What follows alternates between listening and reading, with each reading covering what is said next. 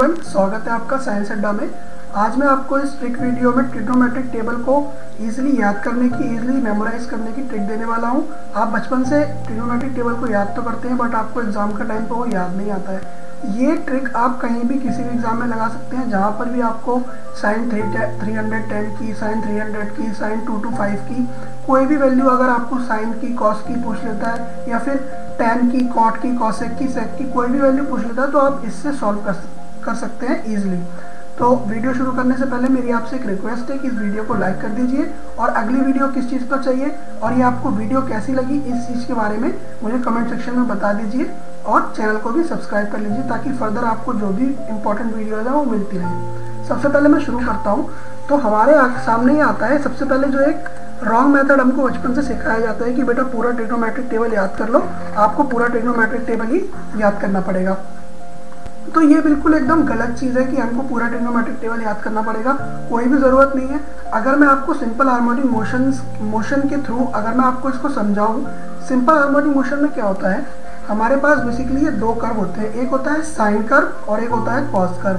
जो sine curve होता है वो बेसिकली इस तरीके से वेरी करता है, यानी कि जो हमारा साइन कर्व है वो 0 से 90, 90 से 180 और 180 से 360। बट जो कॉस कर्व है वो हमारा कॉस कर्व 0 से 90, 90 से फिर 180 और फिर 180 से 360।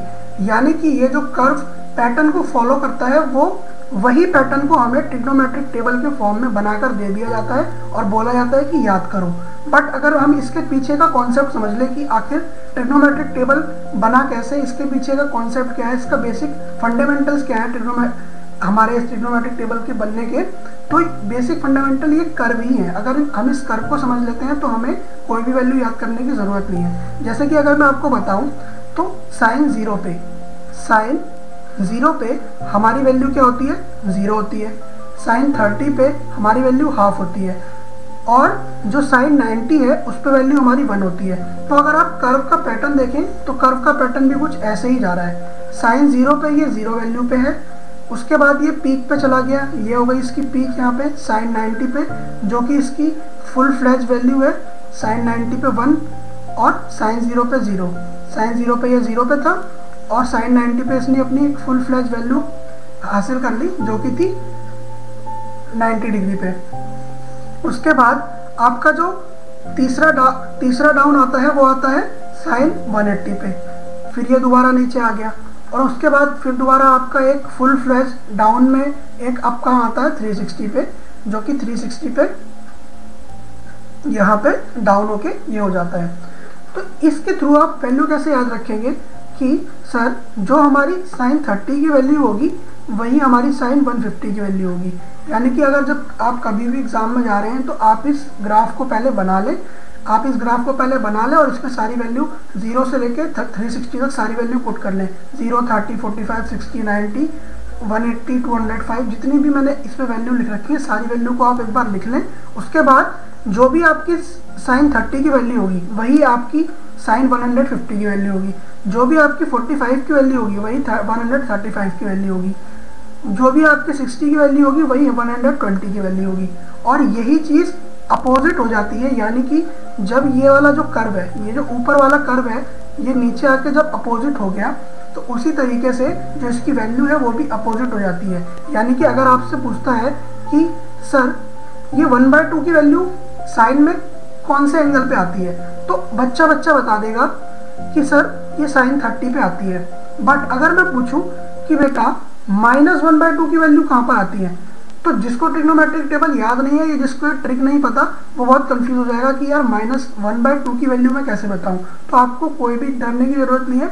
सबसे पहले आपको क्या करना है, जैसा कि मैंने बताया कि जो ये वाला कर्व है और ये वाला कर्व है, ये दोनों एक दूसरे के अपोजिट हैं। अगर ये अपोजिट हैं तो इनकी वैल्यूज़ भी अपोजिट होगी।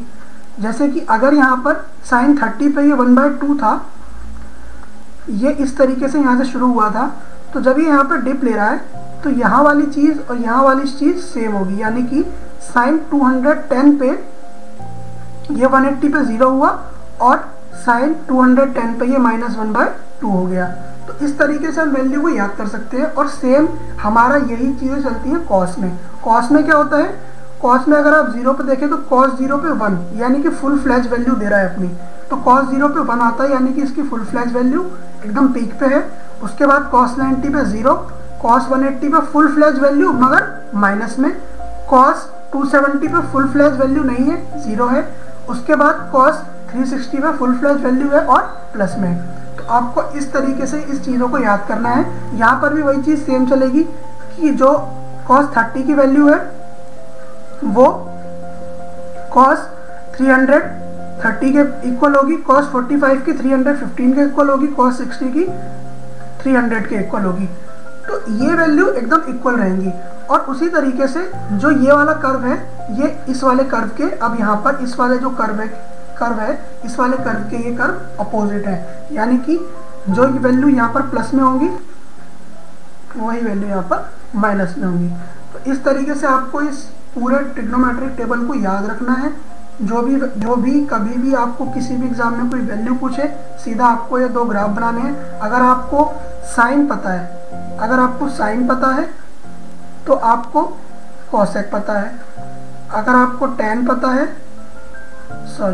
अगर आपको कॉस पता है तो आपको सेक पता है, और आपको अगर टैन पता है तो आपको कॉट पता है।